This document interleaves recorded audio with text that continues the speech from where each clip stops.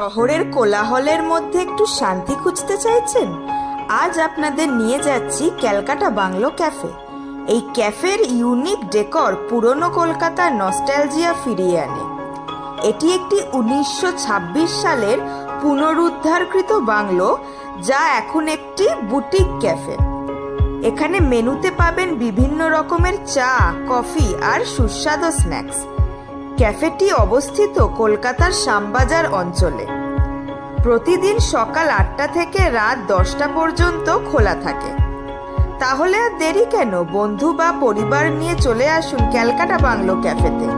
এখানে ছবি প্রেমীরা ছবি তুলতে পারবেন, তবে ডিএসএল এর জন্য আলাদা চার্জ দিতে হয়। আর আমার চ্যানেলটি যদি আপনাদের পছন্দ হয়, অবশ্যই লাইক এবং সাবস্ক্রাইব করবেন, আর কমেন্ট করতে কিন্তু ভুলবেন না। Thank you, see you in the next blog.